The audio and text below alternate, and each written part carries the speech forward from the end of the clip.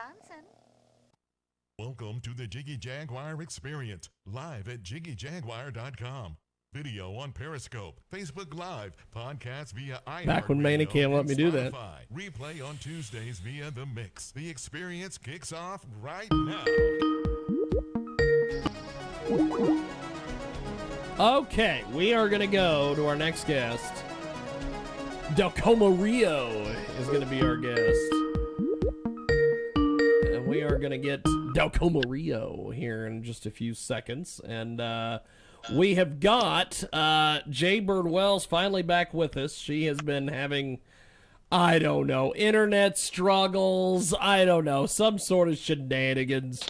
But we have got our next guest with us. He joins us live here in the broadcast. How are you, my friend?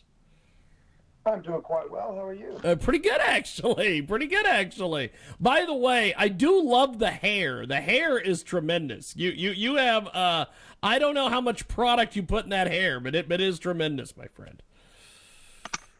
Not much at all, believe it or not. That's awesome. That's awesome. So, tell me and Jay a little bit about yourself, my friend. How we find you on social media, websites, all these things. Tell me a little bit about it. Well, if you just Google Dellacoma, you'll pretty much find me or the band. That's on Facebook, on Instagram. I've just started getting into the post-Facebook world, I guess, with trying to get set up with Telegram and Parler and all these sorts of things that appear to be the way of the future. Haven't yet got to like MeWe and still working out TikTok. Yeah, I keep getting these. No Parler? I set up an account on MeWe and I've started having all these people send me messages and I'm like, I feel like Rush that one time where he said, I don't know what, he was talking about Cenk Uygur from the Young Turks, and he said, I don't know what a Cenk Uygur does, I don't know where a Cenk Uygur works. And so every time I get a message from MeWe, I'm like, I don't know what a MeWe is, and I don't know where a MeWe works. So I'm glad that you're... It's kind I mean, I'm trying. It's kind of like, when Twitter first started, and it's like you feel like a complete idiot when you're like, can you tweet me? It's like, just think about how that sounds. Can you MeWe me? Now, this incredible interview today, we have got Dellacoma with us today. Kill Your Idols, which is, this year it's not a bad idea to do that. So you have got some tremendous music. We're going to play some of your music here in a few. Tell me a little bit about Kill Your Idols. That was actually a song that I wrote with the lineup that I had touring with me 5 years ago. When I first started the band, we did our first record, and we came out of the studio from recording, and we recorded that song, or wrote that song on the road. Since then, I've had 2 or 3 different lineup changes, and it's been kind of a stop-start process with this new record. But the song just kind of stayed with me, and it's been a staple of the live set, and I felt like this was kind of the time and place to put it out, because I feel like it's quite relevant for 2020. Yes, indeed. Yes, indeed. It is a great guest with us today. So you mentioned a few moments ago that you were getting into the world of TikTok. I just don't understand TikTok because I am from the world of television and radio where you couldn't do anything in 5 seconds. Yeah, I know, right? Well, you take like a minute and you squish it down to 5 seconds. I guess. Yeah, I to be honest, I'm not a massive fan of social media. I enjoy the benefits of it, but I'm not I get a little bit, not necessarily overwhelmed, but I get a bit frustrated with like, okay, now I've just done my Instagram post, and now I've got to do my Facebook post, and then I've got to try and figure out something that like converts over to TikTok. I'm still kind of dabbling in the other ones, dragging my feet a little bit. I was like MySpacer back in the day, and then converted over to Facebook because I was like I was in university when it started, so I was one of the very first people on Facebook. Oh, back when they let just college students have it. Exactly. That's it. They should have probably just did that. Don't let the general public have it, because when you let the general public in, the general public comes in. That's the big problem. And That's the problem. destroys it. Yes. I used to be excited when I had like 4 or 5 Facebook accounts, and now when I tell people I have like 8 or 9, I'm like, blah. Yeah. Yeah, it's one of those things where you've really got to find a balance, you know? You really do have to find a balance, and especially with so many more social media outlets out there. The best thing that I've found is the automatic posting. If you can figure out something that works across a few platforms, you can go, well, there's some people that are Facebook only, some people are Instagram only. If you can figure out a way to get the same. Yes. Yeah, they used to have good. Taking up twice. They used to have good social media management programs, and now those have just went to hell. That's awesome. Those have just all gone to hell. So, with your music, tell us a little bit about your writing process for putting your music and everything together.